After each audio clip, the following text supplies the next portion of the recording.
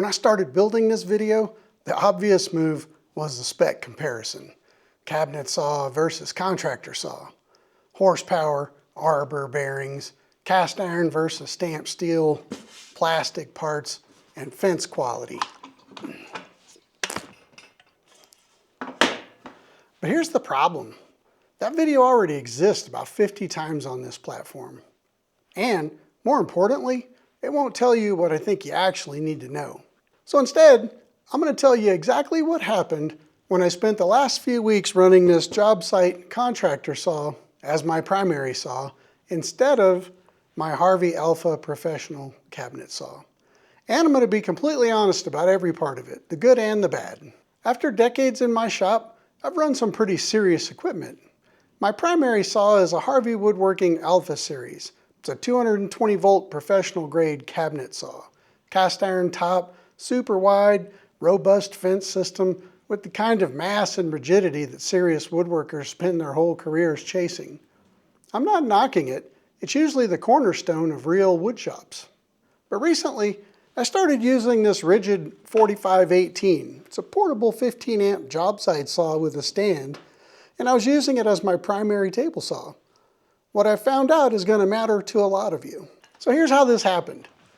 I was working on a video where I was comparing table saw blades, and I pulled out my job site saw to help me with that video. My intention at the time was to use it for rough cuts only. At least that was the plan.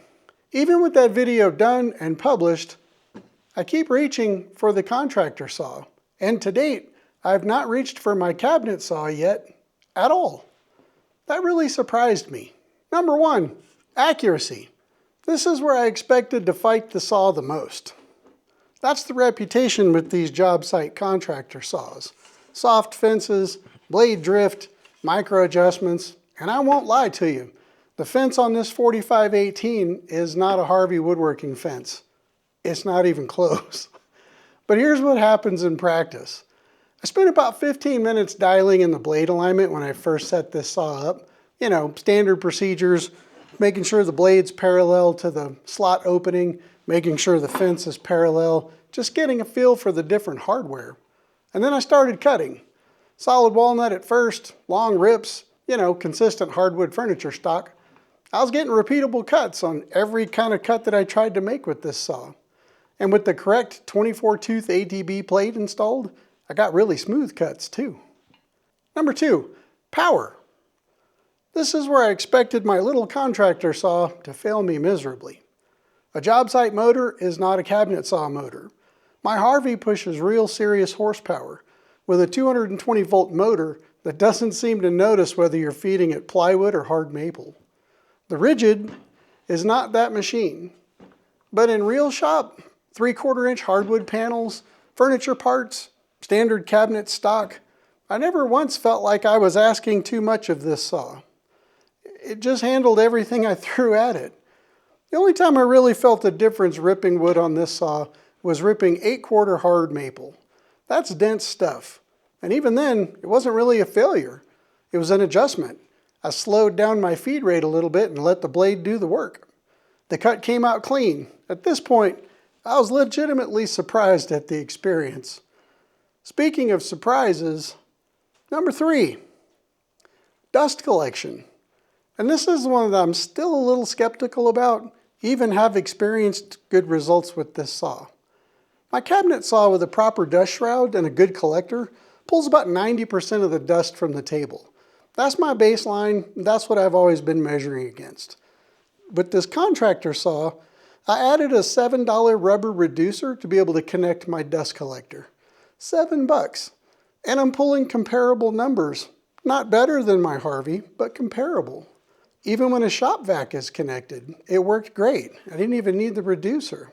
So now let me be fair, because I'm not here to tell you that professional cabinet saws are a waste of money. I don't believe that. Here's what I genuinely missed about my Harvey Alpha Series table saw. First, the outfeed support. I've built a custom outfeed table integration around my Harvey, and ripping 8-foot 4x8 sheet goods is just easier with all that support dialed in. This contractor saw had no equivalent, and I felt it when I did some longer cuts. And the fence. My Harvey fence locks more positively and travels more smoothly. It gives me more confidence on long rips, especially with tough grain.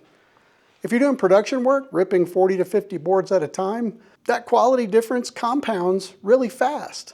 But for hobby woodworking, 1 or 2 projects at a time, learning technique, building furniture for your backyard or your home, you'd never feel what you weren't missing with a saw like this, because you're not missing much. Here's what this unplanned experience actually taught me. We spend a lot of time in the hobby chasing the tool instead of the skill. I'm guilty of that. And the tool industry is very comfortable with that arrangement. A professional cabinet saw is not going to make you a more accurate woodworker. It's going to make an already accurate woodworker slightly more efficient. But if your technique is off, a $5,000 professional saw is going to give you expensive, bad cuts. And a sub $400 contractor saw is going to give you cheap, bad cuts. The machine does not fix the operator. If you're starting out right now, or if you're running a contractor saw in your own shop or your garage, and you feel like it's holding you back, it's probably not. Put your money into something like a good combination square. Invest into measuring and marking skills, or into learning how to read wood grain. The saw is fine, and it's always been fine. If you found this video useful, please consider liking and subscribing. It really does help me out. Plus, it tells me that you like what I'm doing here. Drop a comment below. I want to know what saw you're running in your shop or garage right now, and whether anything in this video surprised you. I read every comment and usually reply to most of them. That's it for me. Till next time, friends. Peace, love, and sawdust. I'm out.